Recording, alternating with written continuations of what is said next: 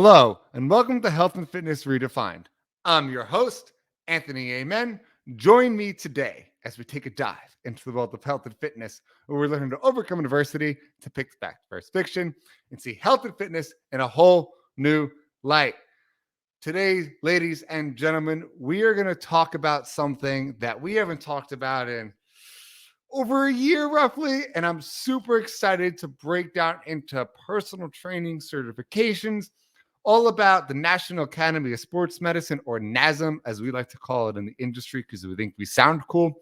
So without further ado, let me welcome to the show, Rick Richey. Rick, welcome to the show, man. Anthony, it's a pleasure to be on. Thank you so much for having me. I'm excited, man. We've dived into so many different types of fitness topics and diet topics and everything far in between. So now we get to kind of get a breakdown of, we're always like reference these sources, like this is my source for this. Now it's like you are the source. I'm the oracle. Come to me, I will answer your questions. So it's just like we don't have to reference anything anymore. It's like, yeah, I wrote that. So yeah, man. So I did write quite a bit of the, not quite a bit, like a contributed author to several of the projects that NASM and the products that NASM has. So from their CPT to their corrective exercise specialist, their performance enhancement specialist, and they're soon to launch a certified wellness coach certification, which will be a game changer in the industry, but they haven't launched it yet. They just announced it at Optima this past weekend. So now that they announced it, I can actually announce that it's coming out. And you're hearing it first here. If you don't That's follow right. that. Yeah, pretty much. Yeah. So tell us just a little bit about yourself. How did you get involved into a gig like working for NASM? So I actually started training back in February 2002, which is going to put me in a few months in my 20 years in the fitness industry. So that's actually pretty hard to hear myself audibilize, but I've been doing this for almost 20 years. And I started working as a personal trainer. And it was something I wanted to do. I grew up doing martial arts, and my martial arts coach was a gym owner, a personal trainer, and an incredible martial artist. So I was like, when you grow up doing martial arts, you want to be just like that person that teaches you. So I was like, I want to own a gym, and I want to teach martial arts, and I want to be a personal trainer. So that's what that was my plan going into it. So I moved to New York City, and I got a gig at a gym. I started working at a New York sports club on 62nd and Broadway. And then I was into it. I'm not going to lie. Like I was into it. I wanted to learn. And the crazy thing is, like, while I was reading and studying, I read the ACE textbook because I hadn't bought a certification. I hadn't gotten a certification yet, but I heard that ACE was good, it was accepted, and it was inexpensive. And somebody had a textbook, which means I didn't have to buy it. I was broke. So Anthony, let me clear this up. I was broke. So I You read and the most other trainers. yeah, exactly. So I read the textbook cover to cover, and then I'm about to sign up for the test, and somebody at the manager at the gym says, "Hey, we just did a partnership with NASM, and you can get a discount if you sign up for NASM." And it was like $30 cheaper. And I had already read the ACE book, like a textbook. I've never read a textbook in my life. And I was like, $30 cheaper? NASM. So I went and I bought it, and I read another book from cover to cover and failed the test the first time through. So I thought I knew what I was doing. And then, like, putting it into application, I was like, nah, I guess I don't know what I'm doing. And ended up going and doing it again, and like working harder and being into it, asking people questions like, why, like in my mind, if you lift heavier, you get bigger, but why is there like a hypertrophy range that differs from max strength where you don't grow as much? And I would ask trainers that question. They were like, I don't know, take the test, answer the question, and then do whatever you want. And I was like, oh, like, I don't want to be that trainer. You know what I mean? Like, I don't want to be that trainer. So I learned more, right? Started studying and then ended up getting like interviewing and auditioning for a teaching gig for New York Sports Club. And at that time, New York sports clubs, actually Town Sports International, so Washington, Philadelphia, New York, and this in Boston, they 150 clubs total. And so just in the New York area, you're in the New York area, New York sports I clubs. I worked think there were like, I worked at oh, you one. did. Oh, you did. Yeah. So for me, dude, there were 70 something New York sports clubs in the region. And so they were hiring personal trainers all the time. So I taught the foundations workshops where people would come in, they'd learn program design, exercise science. There was a business day that you'd come in. And at first it was 4 days, and then it got condensed down into like a day or two. And at one point we started teaching NASM. And NASM said, "Oh, you want to teach it? Let us at least send somebody there to teach your guys how to teach our stuff. Like, this is how we teach it." So they sent in a guy who's not with NASM anymore, but he and I are still friends, named Rob Retman. And Rob came in, and we all, like, he taught us. We would get back up, we would reteach. And at one point, Rob just pulls me aside and he was like, "You should work for NASM." He was like, "You're really fantastic. You have a great presence. You should work for NASM." And Anthony, I never experienced so much joy or imposter syndrome all at the same time.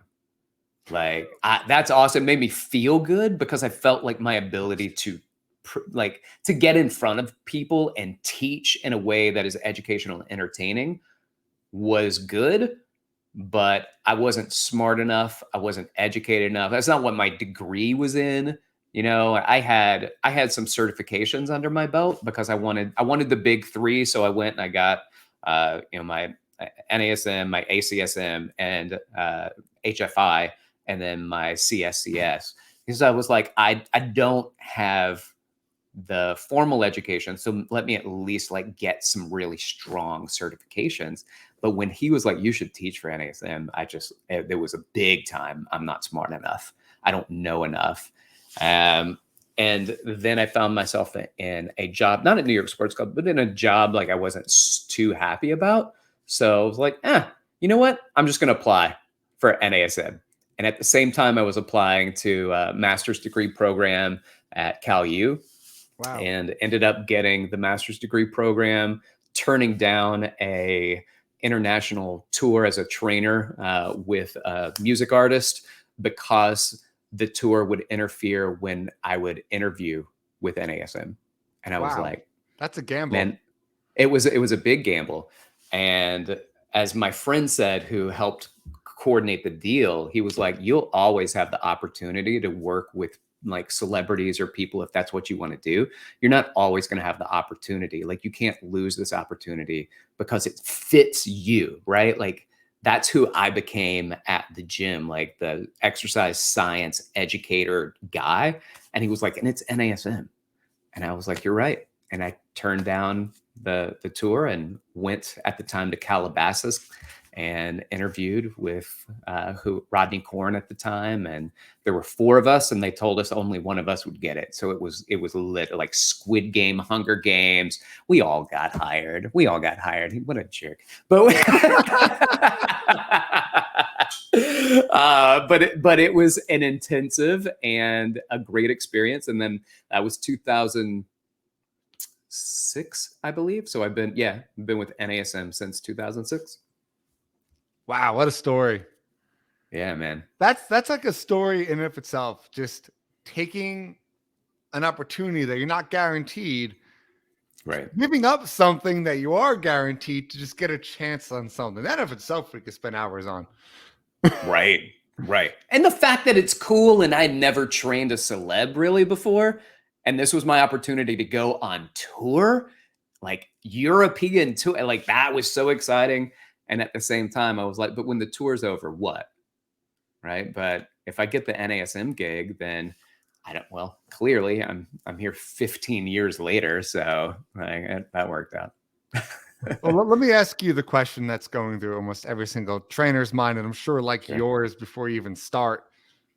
Why NASM compared to ACSM. I mean, there's about 65 million certifications now.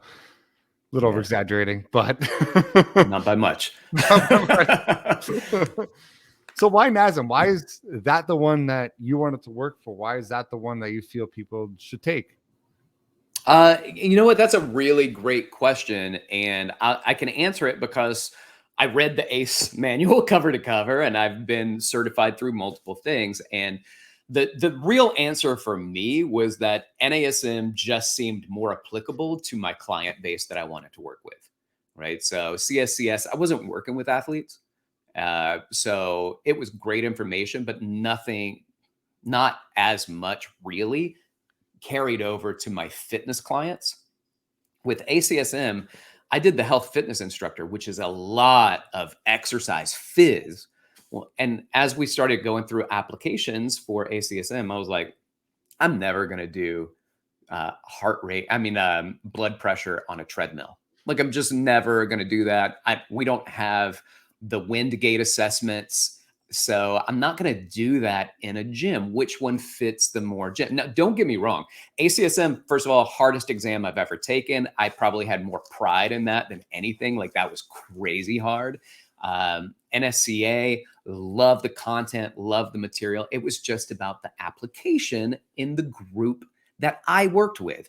So it didn't have anything to do with the information. In fact, I found a lot of stuff in the ACE manual I would like tell people about because I thought it was so interesting. And, I'm just interested in stuff. So that's why when people are like, oh, I hate them, I'm like, why? Like, they all have good stuff. And if it's based in science, it's not just some dude spouting out opinions, then it's information that's validated as good information. I just liked it because it had such a good application for the fitness client. If then, right? If you have a client that wants this, then this is a part of a model you may want to work to or through in order to get to another level in a model. There was a training programming model that made it very simple for me. And the fact that, like, some people will complain like, oh, NASM, you stand on one leg a lot, or do you know what I mean? I'm like, that's just a phase. And I find that phase to be really valuable. It's not that we don't progress to standing on two legs, and it's not that standing on one leg is required, but there are so many options that I never saw in anything else that I'm like, look at the options, not look at the dogma of you're supposed to do this. It was look at the options that you're given, this library of information. And if you want to focus on muscular development, you can focus on that. If you want to focus on max strength or performance, you can do all of those things. But here's a programming model that allows a wide breadth of information versus this is what we do. And, we're trying not to pigeonhole anything, but figure out how everything can fit into a systematic, progressive model of training. That was a great in-depth question. Just that answer was just, I was like, yeah, the question was good. Just like, wow. Thank you, You're brother. selling me back on the fact that I have a NASM certification. Yeah, nice.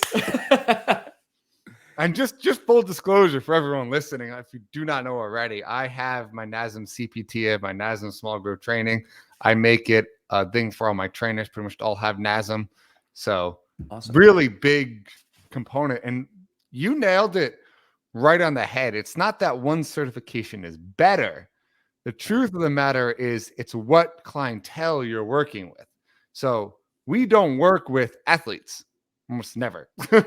Right. We work with the people coming out of physical therapy, coming out of post-rehab, never stepped foot in the gym before. I'm not having these guys throw weights around, trying to bench 400 pounds, and that's just not what we're about. And I am a huge component of how you guys set up your STEP program, so your training program, which I just want you to mention briefly with it, where it starts at first learning stabilization exercises, then moving up to muscular endurance, then hypertrophy, then max strength. And then once you master all of that, then you can get into power training. So work us a little through that model if you can. Yeah, so initially NASM, so the OPT model is the model that we use. And interestingly, it is an athlete training model that was repurposed to work with the everyday client. So it is designed to work with athletes. In fact, when it was designed by Mike Clark, who was formerly the CEO of NASM, he developed the OPT model because he created it. He was physical. He is a physical therapist, got a degree in exercise science because he wanted to figure out how to connect these two. Because when he was working with athletes, he was like, there seems to be not a great connection between what the physical therapist are have them doing and what the strength and conditioning coach or the athletic trainers were doing with them, right? So he wanted to learn the other side, went back, got a degree, put them together and said, okay, this is how we're going to work with athletes. And he was the head physical therapist at the Phoenix Suns. And he utilized that to help people like Grant Hill, who was at one point considered the biggest financial flop in NBA history because he went to Orlando, $100 million contract, 5 years, got hurt, played like 80 games total. Wow. Went to the Phoenix Suns. Clark fixed him up beyond like what a personal trainer can do just as a physical therapist, but applied the OPT model. And that guy became back to all-star status again. And he thought that his career was over. And so Phoenix became the Phoenix indeed. Like all these injured athletes were like, can you trade me to Phoenix so they can fix me? And so, and they did. Like Shaq went there and he was so busted and they fixed him up and he played solid for a while, moved on to another team afterwards and didn't just maintain that ability. So what it initially was a 7-phase model. And now it's a 5-phase model with the 2 other phases taken out, the one at the bottom and the one at the top. The one at the bottom was corrective exercise and the one at the top was power. So what they did is they made a full specialization out of the one at the bottom, which is the corrective exercise specialist. So they said, let's take that very bottom one and say corrective exercise is so deep. If a personal trainer is going to do it, they need to have their own specialization. And then they went kind of like the NASM's comparable certification to NSCA's CSCS. They created, just with the top version of the OPT model, the power phase, they created the performance enhancement specialist. And it is very focused on the individual athlete. So that was very, very important to NASM, that they're not focusing on, here's what we do as a team, and this is in season, preseason, postseason, off season, and just the things that we do there as a team. But this is what you as an athlete on this team specifically I'm looking at. And so it would go through like the performance assessments and the movement assessments and the why, but then it also had the programming. Now, those two taken apart, then we're left with the CPT, the Certified Personal Trainer's version of the OPT model. So that starts us off with stabilization endurance. And I like the names of them because it tells you exactly what your outcomes are. So what do you want to focus on? Stabilization, endurance? Good, we have one for that. It's called stabilization endurance. Then there's strength endurance. You mentioned this hypertrophy, which in the CPT-7, we changed it back to its original name, muscular development. Then we have max strength and then power. So there are 5 phases in the CPT version of the OPT model. There's a stabilization level, a strength level, a power level. And I think detractors a lot of times, they just don't like the stabilization stuff. So they'll point at that. But out of the 3 levels, we have the strength phase has the strength level has 3 different phases in it. Like there's more time spent in the strength phase than any other phase. And so there's no reason to detract. In fact, I had an Olympian on the other day. So bodybuilder Olympian, not like fencing or anything like that. So Mr. Olympia bodybuilder. Cool though. Just throwing it out there. So cool. Yeah. Andre Adams is his name. And he's an Olympian bodybuilder. And he said, we're talking, he's big into NASM. He's big into the OPT model. And he was like, you can spend almost a full 3 months in your hypertrophy phase just by switching up the variables that are already in the hypertrophy phase. He was like, the ability to do that. And he goes, but the good news is that NASM sees and a lot of other people don't see is that you do need to cycle out of it. But which way are you going to cycle? You can go either way, and it doesn't matter. You can cycle down and do stabilization and endurance and get your joints right and protect yourself from the big weights you're pushing. Or you can go into max strength. You can get more neural activation, maybe some of those muscles and those fibers that weren't really activating before. You can slap them around, wake them up, get them back down into the hypertrophy phase and blow them up too. So there are a lot of options there.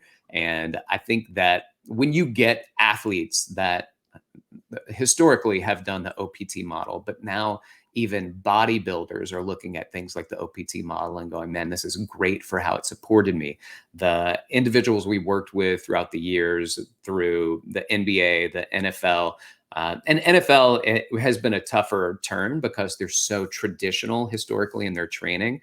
But like we are now the official like education partner of the NBA TA, the Trainers Association for the NBA. Same thing for the NHL. So they're really connected with us and our products and our education, whether it's a personal training certification, but athletic trainers aren't so much about the personal training certs. They want that PES and CES.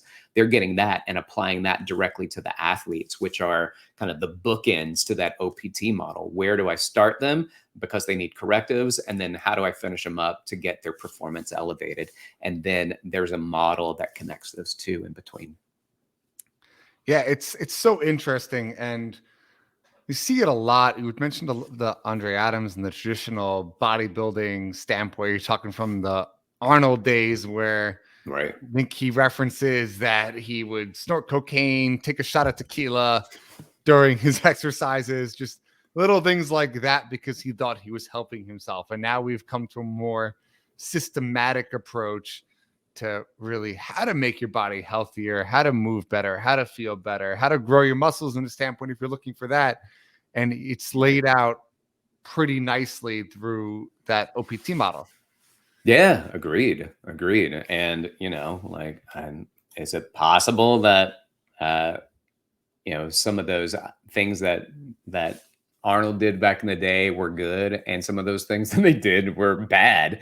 And a lot of times, here's the thing: is that like many times athletes and bodybuilders and others, they almost don't care about the path getting there as long as it gets the outcome. And that's with anybody really looking to succeed, whether it's the Tour de France. You know what I mean? Like there are a lot of things that people want to know how they can enhance performance from our perspective. How can we do that by getting the body to work better without adding the external things that are going into it? So as a professional, what do? We work with the body. And how do I get the body to maximize performance in ways that we can, when it comes through movement? How can I get movement to maximize performance? And that's really what the entire book of NASM is, sans the certified nutrition specialist that they came out with last year, that's been crushing it. And don't want you to talk too much about that because I have specific questions about that one. Yeah, and I don't know a lot about it yet. Like I'm actually taking it right now, but I haven't gone through the entire course yet. It's a very basic question. I'll just ask you right now. Go for it. So through basic certifications, I know NASM does it. I know ACM does it. They're very against teaching diet or nutrition, however you want to call it.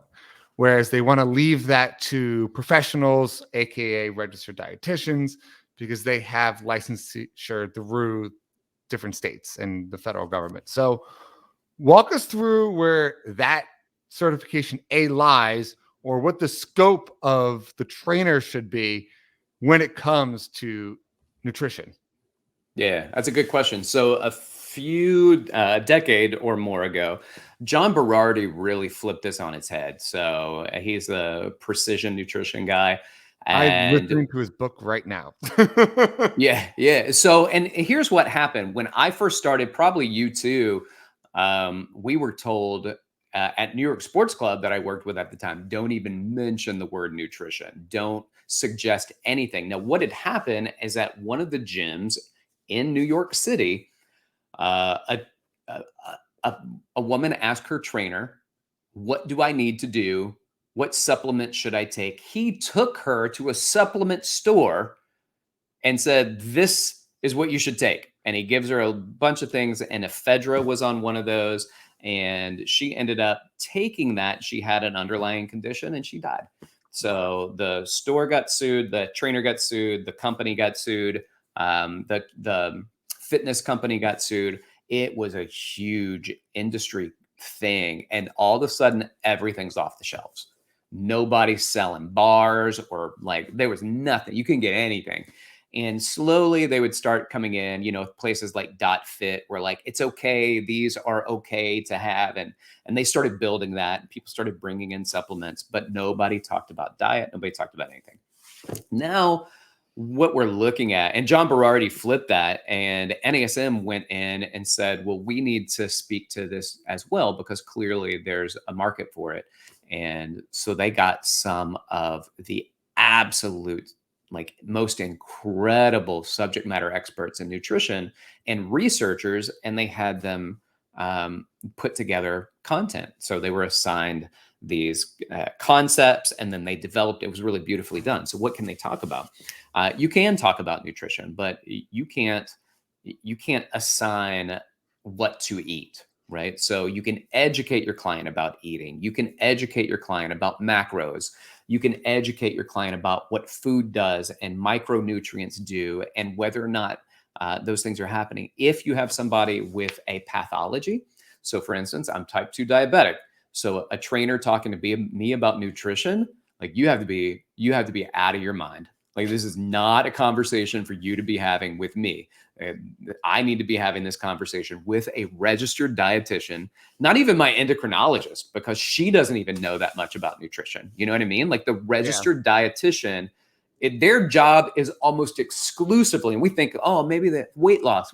Yeah, that's nice. They deal with that almost exclusively, working with people that have pathologies and how their diet plays into that. Like that's what they go to school. That's why they get paid. That's why they went to school for so long, and master's degree and fellowships before they even sit down and can have their first client that's not underneath somebody else that is going with it. It's a deep field. What can we talk about? Macros, micros, with that, like vitamins and minerals. What did they do? What did they mean? How does this food affect our body? What can I relate this to pathology without telling you what to eat? Yes, but if you have a pathology, the first thing I do is send you off to somebody else, because I'm not like talking about nutrition in a general way is very important. The other thing about this course is it's not so much about telling people what to do, because that's not what coaching is. Coaching is a guide that allows somebody else to maximize their output. So I'm a huge football fan, college football specifically. I grew up in Alabama. I've been living in New York for 20 years, but listen, you grow up in Alabama, it's Alabama, Auburn, or out. So I was a big Alabama fan, still am to this day. And Nick Saban, we talk about him, like people love to make fun of him because he's always so stoic. And but the great thing about great coaches is, they'll give guidelines, but somebody else has to execute it. So how do I teach somebody to execute? How do I coach them to execute? Not tell them what to do. Like that's not the goal. The goal is to get somebody a skill set and a perspective that allows them to execute appropriately. And that's coaching. And that's a huge part of the certified nutrition coach. Isn't just the data on nutrition, but it's on coaching. And I think that, my friend, is key to behavior change. Yeah, I couldn't agree more. A client-centric approach to nutrition is the best way to kind of underline, educate the person about it, and give them the tools they need to make their own decisions and live their own life. It kind of goes back hand in hand with exercising. It's the same thing. Personally, as a trainer, the last thing I want, and this may sound counterproductive to some of you trainers listening to this or clients, but I want every single one of my clients to know as much as me or more than me. The Nice. last thing I want is not to withhold information, because I'm afraid that that client's now no longer going to need me. That is not Yeah. why I'm a trainer. I want everyone to know everything. I want you to be the biggest compliment I've got is I've had 2 clients now become trainers, and that is Oh, huge in my eyes. yeah. Yeah. So work us through that, the coaching side of being a trainer, teaching people, and how as trainers we should pull away from that stigma of, hey, let's just withhold information to make money because it's a hard field to get into. I Work hate it that through so this. much. I hate that so much. All right. So I Great have to topic, go man. back through. Um, let me find something I said recently, but it bothered me so much. I remember when I was in massage therapy school and I was talking about foam rolling, and the massage therapists were like, "No, I would never tell them to foam roll." And I was like, "Why?" And they were like, "Then they won't need us." And I was like, "Are you out of your mind?" I said, "The reason I went into massage therapy school is because the things that foam rolling can't do." Right? Like there's so many things that you can't do to loosen your own muscles up and to prep. I said, that bothers me so much that you are so concerned with that you decide not to even teach somebody some self-efficacy. And I think that that's one of the big things when it comes to personal training is that you should be teaching self-efficacy. You should be teaching people how to move on their own and how to progress. And the truth of the matter is, I have a lot of clients that don't need me; they just continue to use me, right? Because I've taught them the things that they need to do to be successful. And they have taken that, but they still want me to train them because they think that me training them, they get more out of it. And maybe that's right. Maybe they do. I sure get more out of working with other people than if it's just me working out on my own. So, what should you do as a personal trainer? I mean, ultimately, even as a massage therapist, and when they say, how often should I come in? I'm like, when you're ready, right? I'm like, if you want to keep coming in, keep coming in. If you're not hurt anymore, don't come in. And as a trainer, we're either getting to your goals or we're not getting to your goals. So we need to do one of two things. We need to switch our goals, or you need to switch your trainer. And or change your perspective, right? Because sometimes the goals and the outcomes just aren't within the realm of what's achievable. So with that being said, I just want to teach people how to move and be active on their own. And when they're active, I would like for their movement to be better than it would have been if they didn't move, if they didn't come and see me. But the truth of the matter is, and I mentioned this early on, like my ultimate goal these days are just to get people to be more active.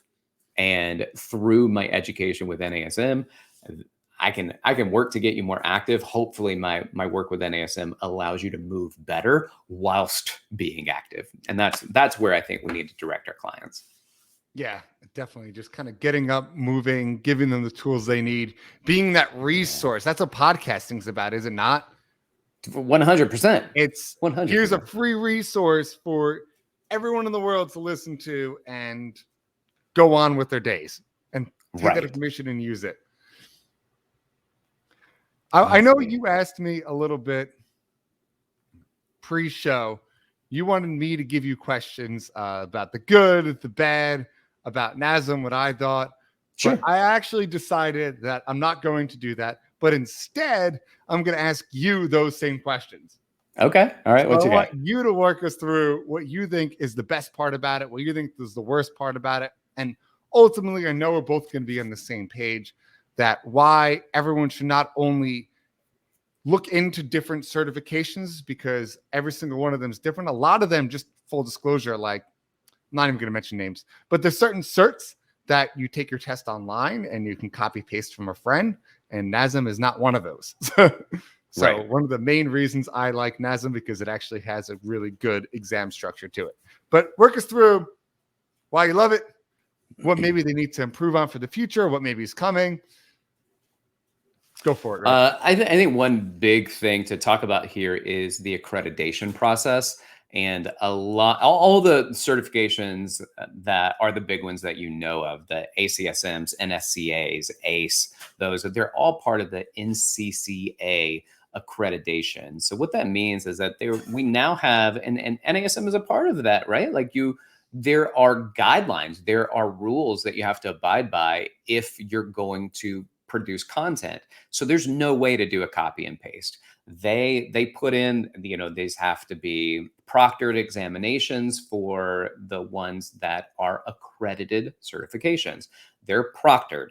They are sourced not through just the company, but the people who are in the field. So NASM flew a bunch of people out to Ascend Learning, owns NASM. They flew them out to Kansas City and they said, hey, what are the topics that our trainers need to know? And you write the questions. And then they took a 4-hour workshop on question writing.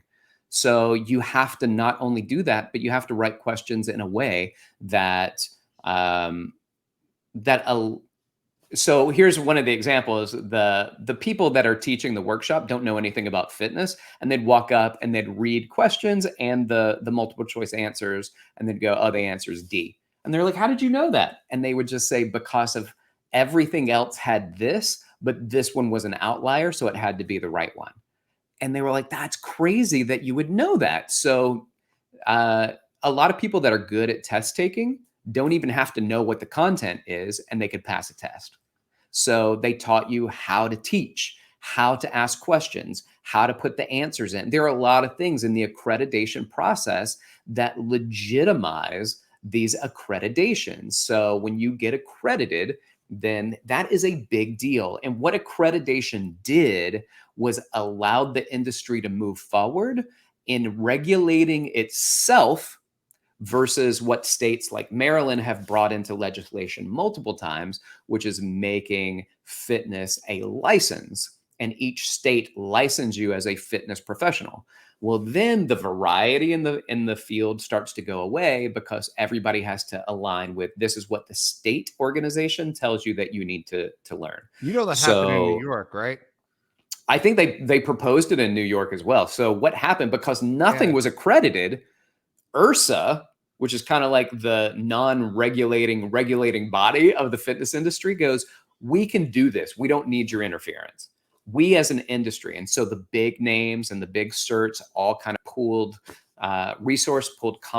content and worked together to find accreditation that allowed us to all move forward without the state telling us, and that's for any state that you're in, telling you this is how you need to teach, and you get a state license. Now, I have a license in massage therapy, so I went to school. So your different schools can teach different topics, but you all have like a state license that you would need to get, and then you register again and again every few years. So same thing, like if you want to keep your certification, you have to go back and do continuing education in order to maintain your certification. And I'm a big fan of continuing education. Oh, yeah. And I've had trainers tell me, and because they want to work at my gym. So I own several gyms in New York City, and they say, oh, can I train my clients at your gym? And I say, yeah, just give me I need several things from you, including CPR, AED certification.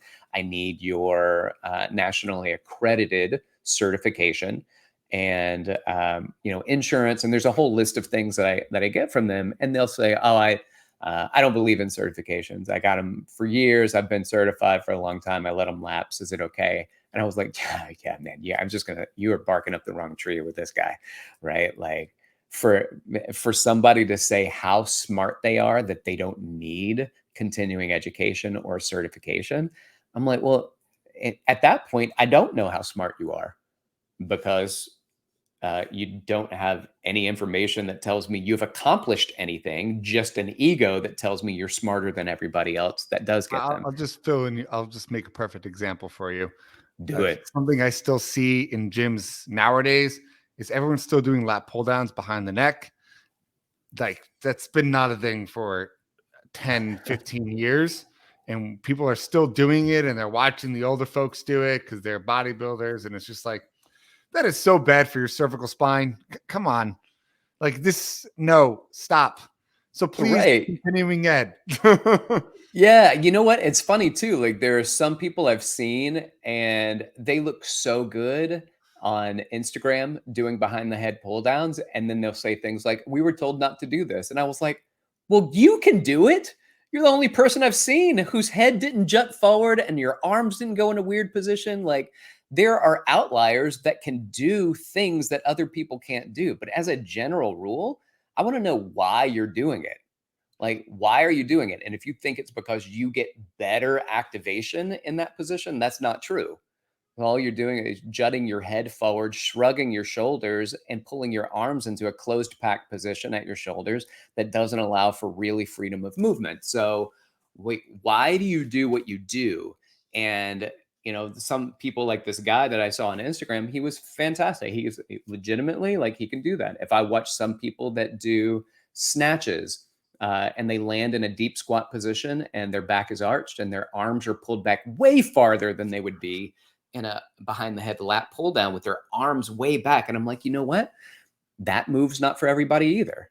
Is it okay that people that snatch put their arms in that position? Yeah, because that's what a snatch is. And what do you want to get better? You want to get better at snatches. But nobody says, yeah, I just want to get really good at behind the neck lat pull downs because it's a thing. Like, no, you need to have a better reason why. And a lot of times their reason, which is, oh, it's really good for engaging the lats, it's not as ideal in lat engagement. So your reason doesn't match the outcome. And we need to be aware of that. Oh, yeah. You pretty much summed it. So let's just real quick, because I don't want to start wrapping up, is what's something you would push towards, not bad, but just what do you think the direction NASM and other certs should take to help better the field? I think that there's there's a there's a divide between education and application.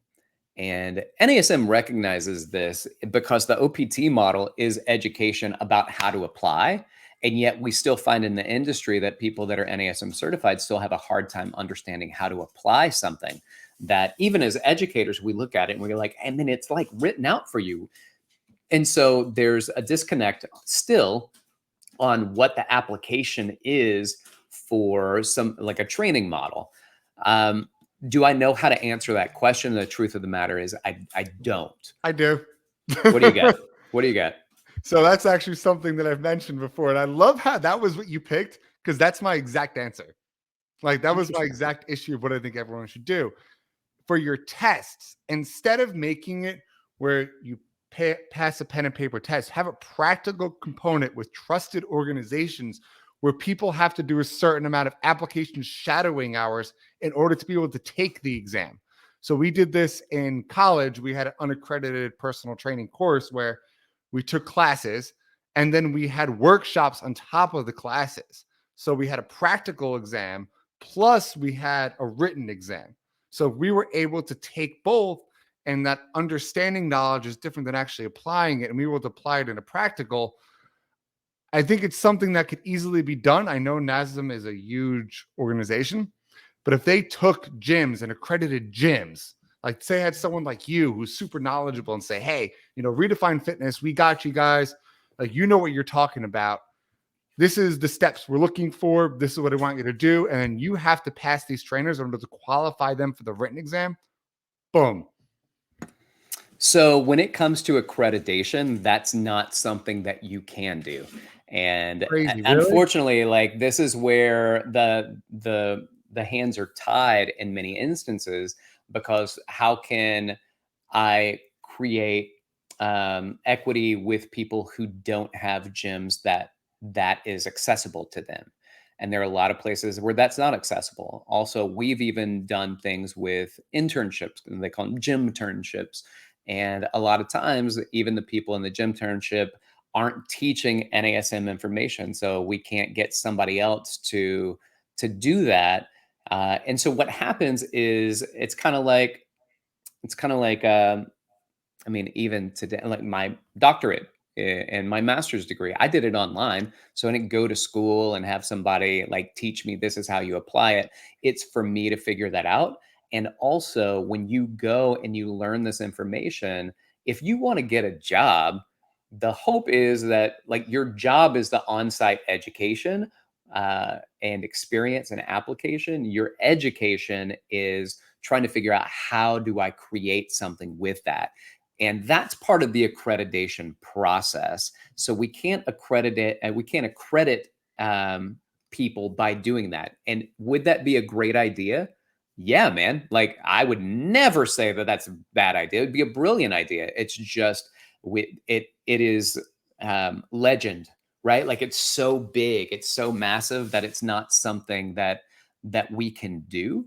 And so all we can do is provide the education. You learn it, and hopefully you can apply it. But what we've been doing is creating content. We now are getting on board with the podcasts. And we have something called the NASM Podcast Network, where there are 4 different podcasts that you can go to and that you can be like, all right, here's my ongoing continuing education. Not, you don't get CECs for it, but here's your continuing education that you can go and learn and figure out like what are some of the means that I can apply these things versus here's my textbook, here's maybe an online course, and after that, it's done.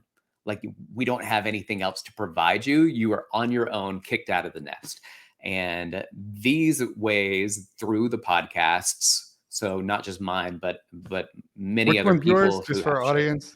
I have the NASM CPT podcast, so Certified Personal Trainer podcast. And the cool thing is that it's not just about NASM. So I don't just talk about what NASM talks about. I go through and I find research that's interesting. I'm a business owner. You want to learn about opening your own gym or how to build your business or what's a social media strategy you can employ. I talk about that. Like there are a lot of things because I wear a lot of hats in the industry that I can speak to from my experience. And I love it. I have guests on that can speak from research. So I like to have people on that are work in research or work in a clinic that allow us to learn from them. And for me, that's super important because it speaks to how we make application for information. Yeah, it's so interesting. I love the fact that you do that through that platform and kind of No, thank educate you. people. And something you mentioned just as a last point, I think the hardest part about being a trainer, and I mentioned this during every interview, is it's a lot like being a real estate agent. And I'm going to reference that because that's something I did pre being a Oh, personal okay. trainer. It's one of the hardest careers because A, of the way that you get paid, B, there's 2 most valuable assets we have in our lives. It's our homes and it's our bodies. So it takes us a lot to trust somebody to sell or work with that entity, whether it is your house or whether it is yourself. So as a trainer, not having that understanding of how to get somebody to trust you to work with them because they only have one body. That's something that a lot of trainers struggle with is building a clientele. They might know everything, but the sales aspect is foreign to them.